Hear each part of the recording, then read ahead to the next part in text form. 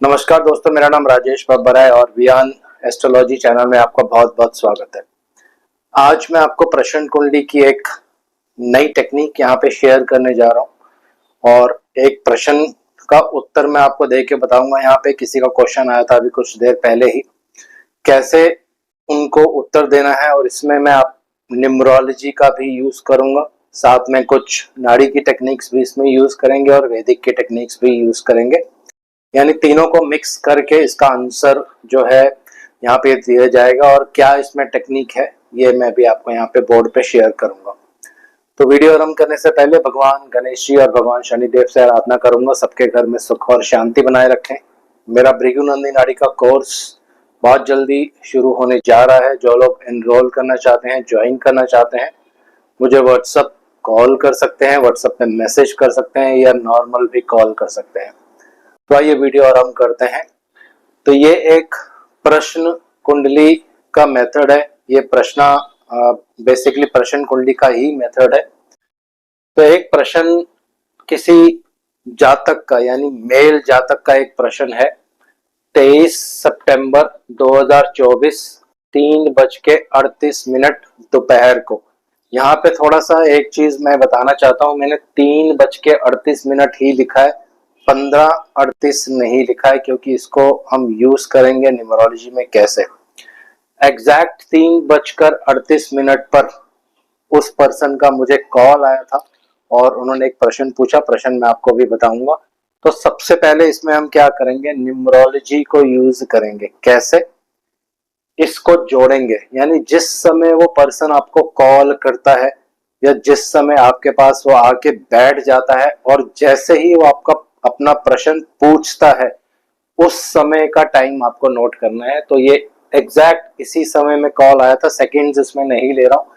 तो इसको जोड़ देंगे, 3 3 6 14, तो ये आ जाएगा 5 नंबर। यानी इसको एक सिंगल डिजिट नंबर में कन्वर्ट कर लेंगे। Time of question, day of question यहाँ पे मैं नहीं ले रहा हूँ, सिर्फ टाइम ऑफ क्वेश्चन यहाँ पे लेने। तो 5 नंबर आता है। अब सेकंड स्टेप में आपको क्या करना है, वैदिक में हम एंटर करेंगे। वैदिक ज्योतिष में 5 नंबर साइन काल पुरुष की कुंडली में पंचम भाव में आता है दोस्तों। तो आपको एक विजुअलाइजेशन अपने दिमाग में क्या होना चाहिए कि ये पर्सन या तो संतान से रिलेटेड प्रश्न पूछ सकता है, या 5th हाउस विद्या का घर होता है, इससे रिलेटेड क्वेश्चन पूछ सकता है, या पंचम भाव बॉडी के स्टमक पार्ट को इंडिकेट करता है, इससे रिलेटेड क्वेश्चन पूछ सकता है। तो 3 ऑप्शंस मैंने अपने माइंड में यहाँ पे विजुअलाइज कर लिए कि लगभग इसी से रिलेटेड ही क्वेश्चन होगा। क्योंकि उनका एज इस प्रकार का है, तो 3 मैंने यहाँ पे विजुअलाइज 3 चीजें मैंने यहाँ पे अपने मन में विजुअलाइज कर ली अपने माइंड में। चौथा, लव रिलेशन से रिलेटेड भी क्वेश्चन हो सकता है। तो 4 चीजें मैंने आइडिया ले लिया। क्योंकि 5 नंबर आया था, टाइम ऑफ क्वेश्चन, ये न्यूमरोलॉजी का मेथड है, और काल पुरुष की कुंडली में 5th हाउस 5 नंबर साइन यहाँ पे आता है। अब इन जातक का क्वेश्चन क्या है ये मैं आपको बताऊंगा। उसके बाद पूरी कुंडली बनाएंगे, कैसे उसका आंसर देना है और क्या प्रॉब्लम होगा, कैसे सॉल्यूशन होगा, पूरा डिटेल्स में मैं आपको बताऊंगा। तो इनका क्वेश्चन है, ये एक मेल जातक है, इनकी एज 48 इयर्स, इन्होंने बताई अपनी एज कि मेरी एज 48 इयर्स है। और इनका क्वेश्चन था कि इनकी सिस्टर इन लॉ यानी इनकी वाइफ की जो बहन है, उनको डॉक्टर ने ऑपरेशन के लिए बोला है। और ऑपरेशन किस चीज का है, उनके गॉल ब्लैडर यानी स्टमक वाले एरिया में कहीं पर स्टोन की प्रॉब्लम हो गई है, स्टोन हो गया है बहुत बड़ा, और डॉक्टर ने उनको इमरजेंसी ऑपरेशन के लिए बोला है। तो इनका क्वेश्चन ये था कि क्या ऑपरेशन होगा या उससे बचने का रास्ता मिल सकता है दोस्तों। तो यही इनका प्रश्न है। तो जैसे मैंने आपको बताया, क्योंकि 5 नंबर मेरे पास आ रहा था, तो 5 नंबर यहाँ पे आता है। जैसे मैंने आपको बताया, 5 नंबर आपका स्टमक भी होता है, पेट का एरिया होता है, इससे रिलेटेड भी व्यक्ति का प्रश्न हो सकता था यहाँ पे, उसी से रिलेटेड जो है इनका प्रश्न है। तो इस समय की कुंडली हम बनाएंगे और देखेंगे क्या लगन आता है। तो लगन आया था 10 नंबर, यहाँ पे 11 नंबर है और यहाँ शनिदेव है जो कि अभी वक्री चल रहे हैं। 12 में राहु है, 1 में कोई ग्रह नहीं है, 2 में चंद्र है और बृहस्पति है, 3 में मंगल है और 4 में कोई ग्रह नहीं है, 5 में और 6 में यहाँ पे केतु है और सूर्य है और बुध है और 7 नंबर में शुक्र है, 8 में कोई नहीं है, 9 में कोई नहीं है। तो सारे ग्रह यहाँ पे हो गए 1 2 3 4 5 6 7 8 9। तो ये केतु हैं, इनको दोबारा लिख देते हैं यहाँ पे। ये केतु है, ये केतु है, यह राहु है, ये शनि है। अब हमें सेकेंड स्टेप में क्या करना है? जब प्रश्न कुंडली हम देखते हैं तो पहली चीज हमें यह देखनी होती है कि लगन में कौन सी राशि है, यानी असेंडेंट, यानी लगन में कौन सी राशि है।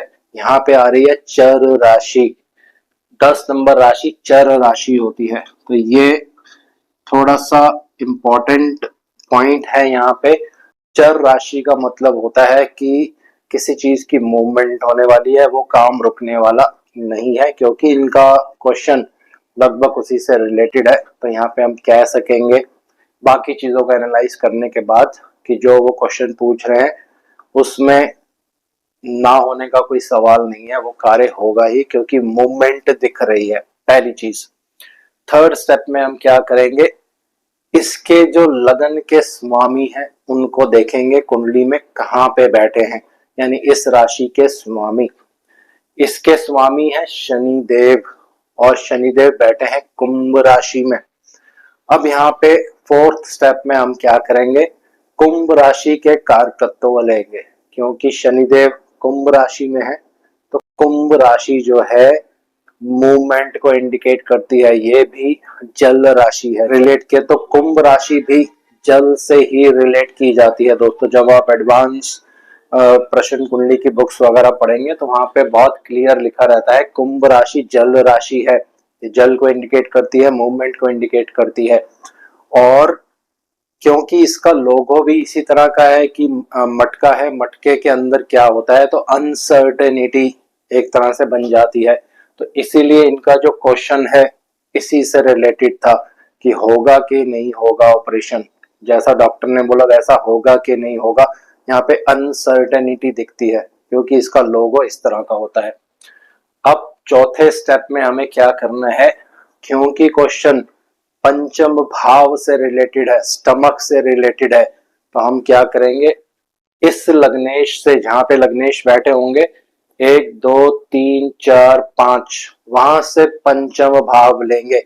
ये प्रश्न कुंडली की थोड़ी सी एक डिफरेंट टेक्निक है, लेकिन जब आप इसको इस्तेमाल करने लगेंगे बहुत अच्छी प्रेडिक्शंस आपके सामने निकल कर आएंगी और बिल्कुल एग्जैक्ट प्रेडिक्शंस होंगी। पंचम मैंने इसलिए लिया, मैं दोबारा बता रहा हूं, क्योंकि उनका क्वेश्चन काल पुरुष के हिसाब से 5 नंबर राशि भी वहां आ रही थी और स्टमक से रिलेटेड है। पेट का ऑपरेशन इन्होंने बोला कि डॉक्टर ने बोला है करने के लिए, पेट वाले एरिया में ही प्रॉब्लम है। तो मैंने पंचम भाव इसीलिए लिया है।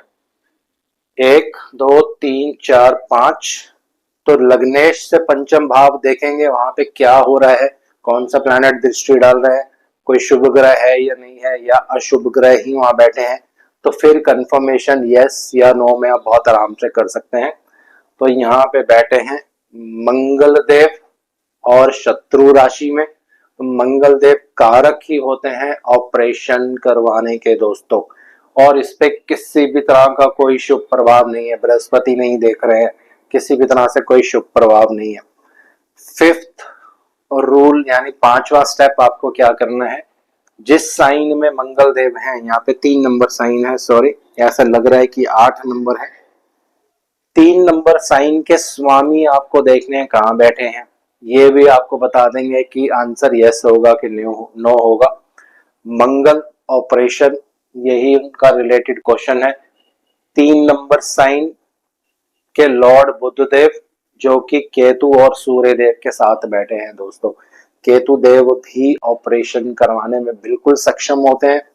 6 नंबर साइन उसी एरिया को इंडिकेट कर रही है। 5 नंबर और 6 नंबर दोनों स्टमक और लोअर बॉडी के, स्टमक का लोअर जो पार्ट होता है उसको इंडिकेट करते हैं। केतु ऑपरेशन और सूर्य यहाँ पे क्या रिजल्ट देने वाले हैं, एक बड़ा हॉस्पिटल या एक अच्छा डॉक्टर।